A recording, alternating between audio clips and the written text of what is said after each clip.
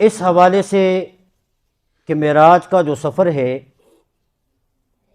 یہ کب ہوا، اس میں علماء کا اختلاف ہے اور کافی اس کے اندر اقوال ہیں۔ حتمی طور پر کسی ایک قول پر اتفاق نہیں ہو سکا کہ کس تاریخ کو کس وقت میں یہ ہے کہ سفر ہوا ہے۔ اسی طرح کس مہینے میں ہوا، اس مہینے میں بھی اختلاف ہے۔ بعضوں نے ایک مہینہ ذکر کیا، بعضوں نے دوسرا مہینہ ذکر کیا، لیکن تمام تر اختلافی اقوال سے ہٹ کر اس بات کو دیکھا جائے کہ انسانیت کی تاریخ میں اللہ نے پیغمبر کو یہ جو معراج کرائی ہے اس کی مثال نہیں ملتی۔ یہ پیغمبر پاک صلی اللہ علیہ وسلم کی ایک عزت ہے، اعزاز ہے، اکرام ہے اور خصوصیت ہے۔ ایسا سفر کسی نبی کو اللہ پاک نے نہیں کرایا۔ بات اصل یہ ہے کہ نبوت کے 11 سال گزر چکے تھے۔ ان 11 سالوں میں مشرکین کی طرف سے مخالفتیں، تکلیفیں، دکھ اور غموں کی جو ایک داستان ہے وہ تاریخ میں موجود ہے۔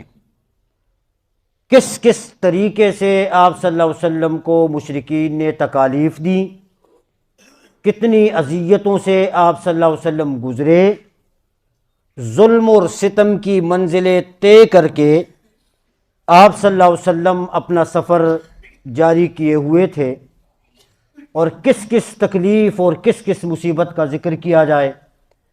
3 سال تک شعب ابی طالب میں محصور رہے، سوشل بائیکاٹ کا سامنا کرنا پڑا، اور کفر نے پیغمبر پاک صلی اللہ علیہ وسلم کو راہ حق سے روکنے کے لیے اپنی پوری قوت صرف کی۔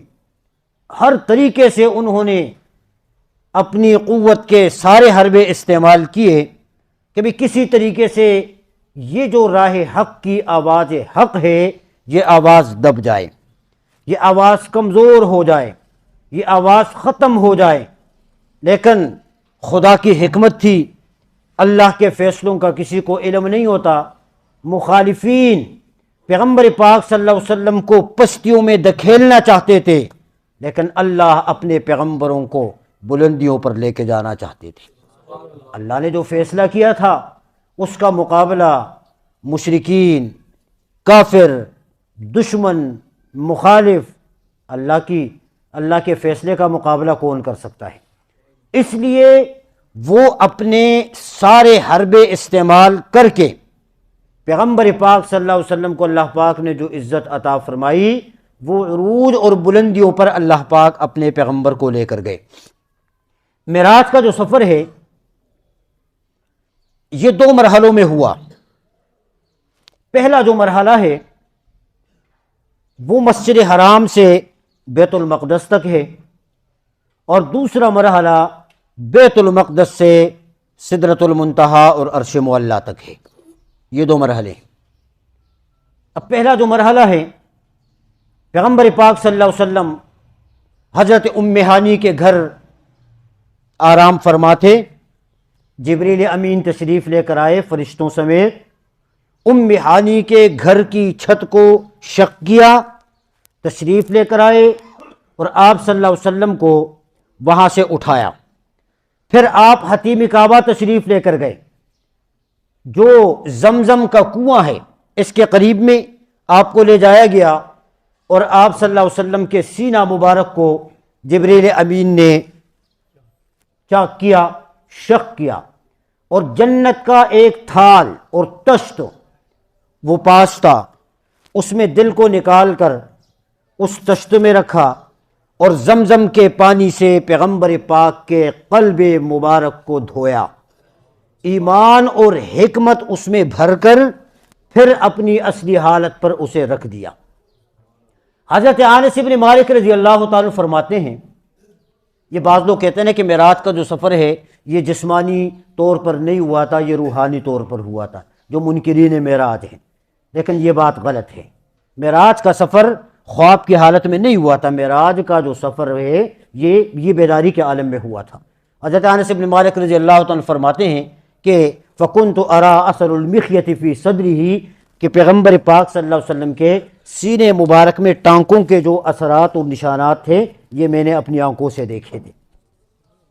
اس کے بعد پیغمبر پاک صلی اللہ علیہ وسلم کو سواری پر سوار کیا، براق کی سواری جو جنت سے لے کر آئے تھے جبریل امین، اس سواری پر سوار ہوئے۔ بعض روایات میں آتا ہے کہ اس سواری پر آگے آپ صلی اللہ علیہ وسلم تشریف فرما ہوئے اور پیچھے ردیف کے طور پر حضرت جبریل امین سوار ہوئے۔ یہ یہاں سے چلیں، یہ پہلا مرحلہ ہے۔ جب مکہ مکرمہ سے یہ چلیں تو راستے میں ایک جگہ آئی، حضرت جبریل امین نے فرمایا کہ یہاں پر اتر جائیں، اسے یثرب کہا جاتا ہے، یہ مدینہ ہے، اور اسی جگہ آپ نے ہجرت کر کے آنا ہے، 2 رکعت آپ نفل نماز ادا کریں۔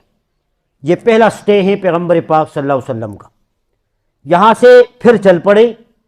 دوسرا جو مقام آیا وہ مقام طور سینا کا تھا، جس پر جبریل امین فرمانے لگے کہ یا رسول اللہ، یہ وہ جگہ ہے کہ جس جگہ اللہ اپنے پیغمبر حضرت موسیٰ علیہ السلام سے ہم کلام ہوئے تھے، یہاں پر آپ 2 رکعت نماز ادا کریں۔ 2 رکعت نماز ادا فرمائی، اس کے بعد پھر چل پڑے۔ تیسرے مقام پر پہنچے، وہ تیسرا جو مقام تھا وہ مقام مدین ہے۔ حضرت جبریل امین فرمانے لگے کہ یا رسول اللہ، یہ وہ بستی ہے جس میں شعیب علیہ السلام تشریف لے کر آئے تھے۔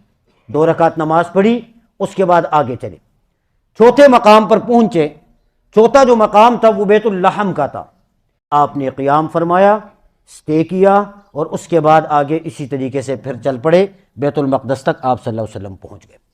بیت المقدس میں اللہ تبارک و تعالی نے حضرات انبیاء کرام کو جمع فرمایا تھا، اور مزے کی بات، یہ سفر ہوا کس وقت تھا؟ یہ عشاء کی نماز کے بعد اور فجر کی نماز سے پہلے کا وقت ہے۔ اس وقت میں یہ سفر ہوا۔ جب آقا کریم صلی اللہ علیہ وسلم بیت المقدس پہنچ گئے، حضرت انس رضی اللہ تعالیٰ عنہ فرماتے ہیں کہ جبریل امین نے اپنی یہ سواری اس جگہ پر بھان دی جس جگہ انبیاء کرام کی سواریاں موجود تھیں، اور اس کے بعد مسجد میں تشریف لے کر آ گئے۔ پیغمبر پاک صلی اللہ علیہ وسلم فرماتے ہیں رأیت الانبیاء جمعوا لی، میں نے انبیاء کو دیکھا کہ ان کو میرے لیے جمع کیا گیا تھا۔ آذان ہوئی، اقامت ہوئی، نماز کا وقت ہوا۔ آقا فرماتے ہیں میں سوچ رہا تھا کہ اذان اور اقامت کے بعد اب جماعت ہوگی، جماعت کے لیے امام کی بھی ضرورت ہوتی ہے، لا بد ان یکون لہم اماما، ان کے لیے امام کا ہونا بھی ضروری ہے۔ بھئی سوچ یہ رہا تھا کہ بھی امامت کرے تو کون؟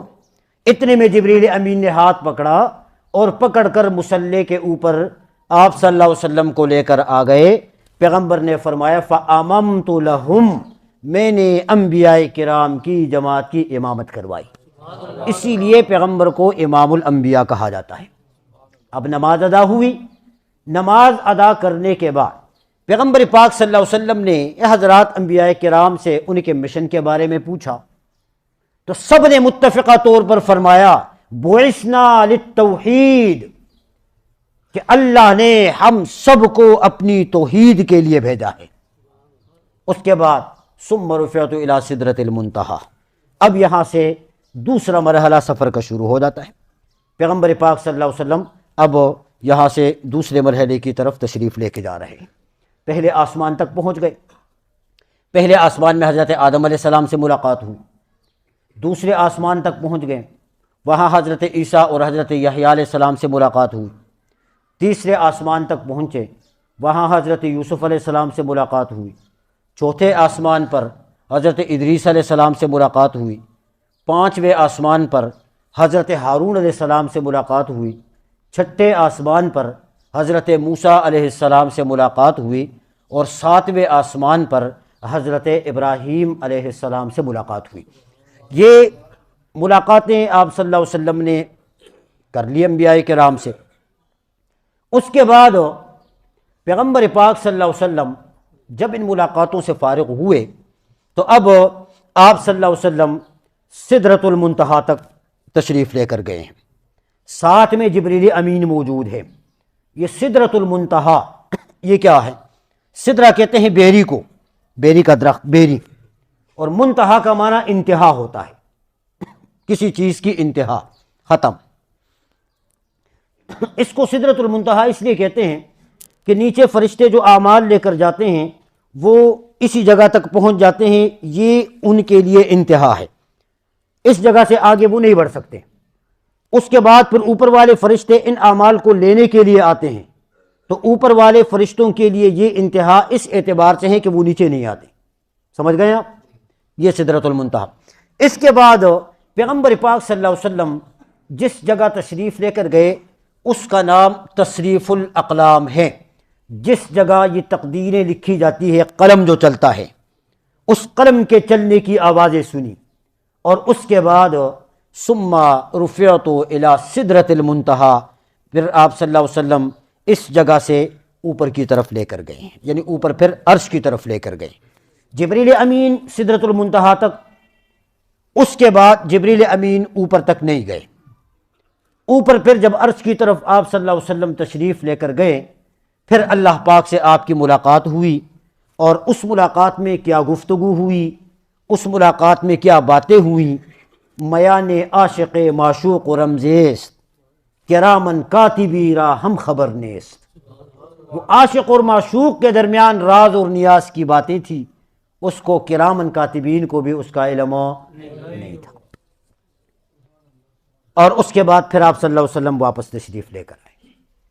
یہ معراج کا سفر اجمالی اتنا ہی ہے، اس سے آگے معراج کا سفر نہیں۔ لیکن میں نے عرض کیا کہ آپ صلی اللہ علیہ وسلم معراج پر تشریف لے کر گئے اور پھر آپ واپس تشریف لے کر آئے۔ اب اللہ کو پتا تھا کہ بھئی جب یہ پیغمبر دنیا میں جائے گا اور معراج کی خبر کے واقعے کی خبر دے گا تو مشرکین، کافر، منافق اس خبر کو تسلیم نہیں کریں گے، وہ اس خبر کی تردید کریں گے، وہ اسے جھٹلائیں گے۔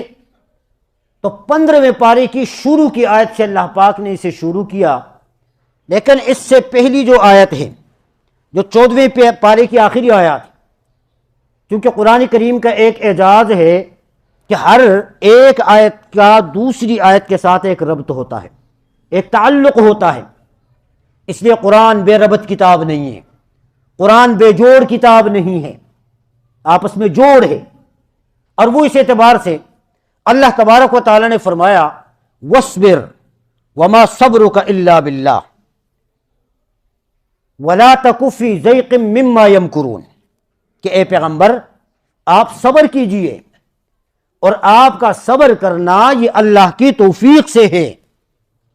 یہ لوگ تدبیریں کریں گے، چالاکیاں کریں گے، سازشیں کریں گے، آپ کے دل کو تکلیف ہوگی، لیکن آپ اپنا دل غم زدہ نہ کریں، آپ تکلیف نہ کریں، دل کو تنگ نہ کریں۔ کیا پتہ چلا؟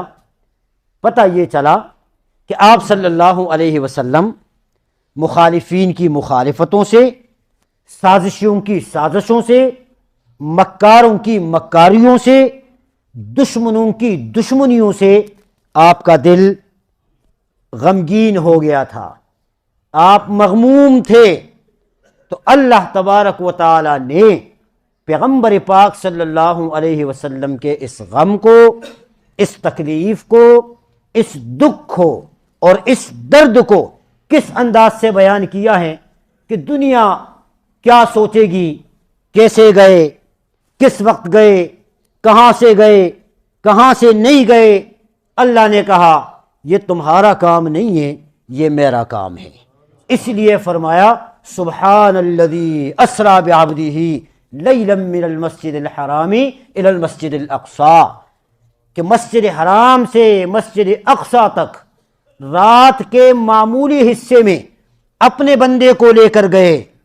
جو ذات لے کر گئی ہے وہ ذات سبحان سے اسے شروع کر کے فرمایا کہ ہر عیب سے وہ ذات پاک ہے۔ اور آپ نے سنا ہے، میں نے جب نماز کا سلسلہ شروع کیا تھا سبحانک اللہم و بحمدک، پہلا جو ہمارا بیان سبحانک اس کے اوپر تھا، وہ یوٹیوب چینل کے اوپر موجود ہیں، آپ وہاں پر بھی دیکھ سکتے ہیں، تفصیلات میں نے اس وقت آپ کے سامنے بیان کی۔ تو اللہ نے سبحان سے اسے شروع کیا۔ اور دوسری بات یہ ہے کہ یہ ایک انسانی فطرت ہے کہ جب انسان کا دل غمگین ہو جاتا ہے، جب انسان پریشان ہو جاتا ہے، تو اپنے دل کے بوجھ اور غم کو ہلکا کرنے کے لیے وہ سیر و تفریح پہ نکل جاتا ہے، وہ پارک کی طرف نکل جاتا ہے، وہ ٹور پہ چلا جاتا ہے، ناران، کاغان، سوات، مری، بولو یار، جاتا نہیں جاتا؟ اس لیے جاتا ہے کہ بھی تکلیف و غم ہلکا ہو جائے، بندہ فریش ہو جائے۔ تو اللہ کو پتا تھا کہ اللہ کا پیغمبر ان لوگوں کی ان باتوں سے مغموم ہے، تو اللہ نے اپنے پیارے کے غم کو دور کرنے کے لیے فرش سے عرش پر بلا دیا، زمین کی پستیوں سے عرش کی بلندیوں تک پہنچا کر سیر کروائی، اور پھر انبیاء کرام سے ملاقاتیں بھی کروائی تاکہ محبوب کا غم ہلکا ہو جائے۔